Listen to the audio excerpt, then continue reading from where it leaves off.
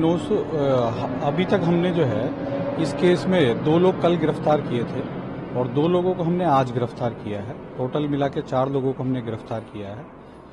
तो इस केस में 11 नवंबर को हमें एक टिप मिला था। उस टिप के बेस पे हमने एक छोटा कुरियर कंपनी है, वहां से 1 केजी के आसपास कोकेन जो है हमने पहले सीज किया था और उसी को हम लगातार फॉलो कर रहे थे। फॉलो करते करते हमें जो है इंफॉर्मेशन मिली ड्यूरिंग द इन्वेस्टिगेशन एंड जो एक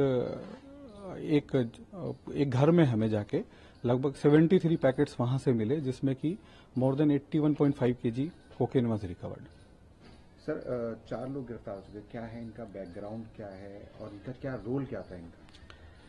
अभी तक जो इन्वेस्टिगेशन में निकल के आया है कि जो 4 लोगों में से 2 लोगों का मेन रोल था वो स्टोरेज और उसको डिस्ट्रीब्यूशन करना था। यहाँ पर वो अपने पास स्टोर करके और जगह जगह उसको डिस्ट्रीब्यूट करते थे ताकि वो चला जाए जहां भी उसको जाना था। उसके अलावा एक व्यक्ति का रोल जो है वो पिछले जो पार्सल कंपनी में पार्सल बुक कराते हैं उसमें भी निकल के आया कि वो पार्सल कंपनी में जाके पार्सल को बुक कराया करता था। उनका डेस्टिनेशन क्या था कि कहाँ पर जाना था? जो क्या दिल्ली में से होना था या बाहर जाना था, दिल्ली से बाहर जाना था, कहाँ जाना था ये जो कुरियर? इन्वेस्टिगेशन में जो अभी तक निकल के आया है कि जो पहला एक पार्सल जो हमने 11 नवंबर को सीज किया था, it was destined for Australia.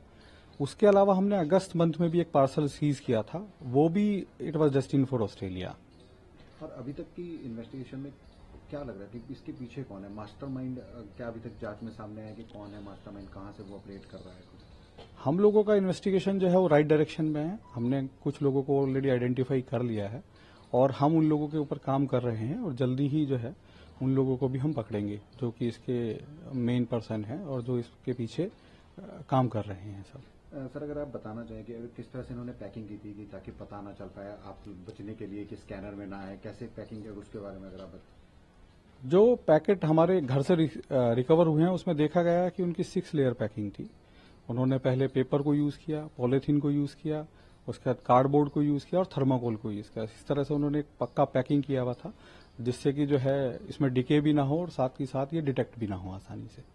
Sir drugs को लेकर मुहिम चली है, एचएम ने भी ट्वीट किया है, तो किस तरह से आप देखते हैं कि आगे भी इस पूरे ऑपरेशन में किस तरह से एक्शन होगा और कैसे? हमारे माननीय प्रधानमंत्री जी का सपना है कि 2047 तक भारत जो है वो ड्रग फ्री हो। साथ ही साथ और ऑनरेबल होम मिनिस्टर जो हैं उन्होंने जितनी भी लॉ एनफोर्समेंट एजेंसीज हैं और जितने भी कंसर्न डिपार्टमेंट हैं उनको उसी तरह से डायरेक्शन दी हुई है कि वो जो है इस सपने को पूरा करने की तरफ काम करें। तो आदरणीय डीजी जो हैं एनसीबी, उनकी भी जो सोच है वो ये है कि we should have 0 tolerance towards drug और उसी के सापेक्ष में जो है सारी यूनिट्स जो हैं एनसीबी की और जितनी भी ड्रग लॉ एनफोर्समेंट एजेंसी है वो काम कर रही हैं।